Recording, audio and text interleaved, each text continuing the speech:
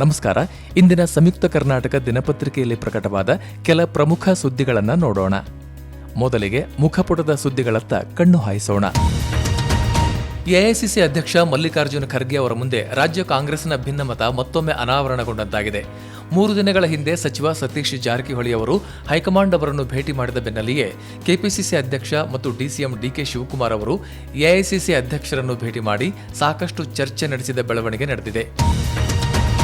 BSY ಮತ್ತು ಅವರ ಪುತ್ರ ವಿಜಯೇಂದ್ರ ಇವರಿಬ್ಬರೇ ಬಿಜೆಪಿ ಹೈಕಮಾಂಡ್ ಮೇಲೆ ಒತ್ತಡವನ್ನು ತಂದು ನನ್ನನ್ನು ಪಕ್ಷದಿಂದ ಉಚ್ಚಾಟನೆ ಮಾಡಿಸಿದ್ದಾರೆ ಎಂದು ಬಸನಗೌಡ ಪಾಟೀಲ್ ಯತ್ನಾಳ್ ಅವರು ಆರೋಪಿಸಿದ್ದಾರೆ.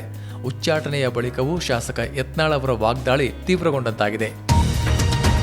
ಮ್ಯಾನ್ಮಾರ್ ಮತ್ತು ಥೈಲೆಂಡ್ನಲ್ಲಿ ಭೂಕಂಪ ಉಂಟಾದ ಪರಿಣಾಮ ಇಲ್ಲಿಯವರೆಗೆ 1600 ಮಂದಿ ಮೃತಪಟ್ಟಿದ್ದು 3000ಕ್ಕೂ ಅಧಿಕ ಮಂದಿ ಗಾಯಗೊಂಡಿದ್ದಾರೆ. ಈ ನಡುವೆ ಥೈಲೆಂಡ್ ಮತ್ತು ಮ್ಯಾನ್ಮಾರ್ನಲ್ಲಿ ಭೂಮಿ ಮತ್ತೆ ಕಂಪಿಸಿದೆ. ಇನ್ನು ಭೂಕಂಪ ಪೀಡಿತ ಉಭಯ ದೇಶಗಳಿಗೆ ಭಾರತ ಆಪರೇಷನ್ ಬ್ರಹ್ಮ ಮೂಲಕ ಪರಿಹಾರ ಸಾಮಗ್ರಿಗಳನ್ನು ಕಳುಹಿಸಿಕೊಟ್ಟು ಮಾನವೀಯತೆ ಮೆರೆದಿದೆ.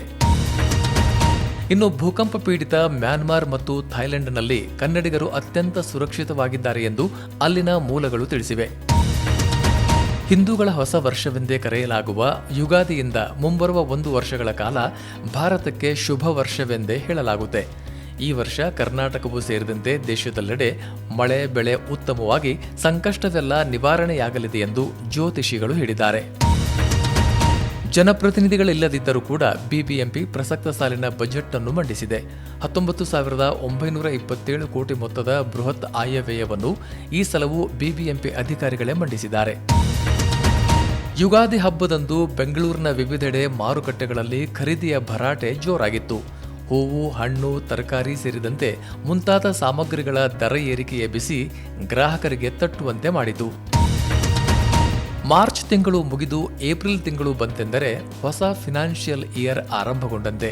ಈ ಹಿನ್ನೆಲೆಯಲ್ಲಿ ಏಪ್ರಿಲ್ 1ರಿಂದ ತೆರಿಗೆ ನಿಯಮಗಳಲ್ಲಿ ಏನೆಲ್ಲ ಬದಲಾವಣೆಗಳಾಗಲಿವೆ ಅನ್ನೋ ಬಗ್ಗೆ ಸಂಪೂರ್ಣ ಮಾಹಿತಿ ಇಲ್ಲಿದೆ. ಪ್ರಧಾನಿ ನರೇಂದ್ರ ಮೋದಿ ಅವರೊಬ್ಬ ಬುದ್ಧಿವಂತ ವ್ಯಕ್ತಿ, ಅತ್ಯುತ್ತಮ ಸ್ನೇಹಿ ಮತ್ತು ಶ್ರೇಷ್ಠ ಪ್ರಧಾನಿ ಕೂಡ.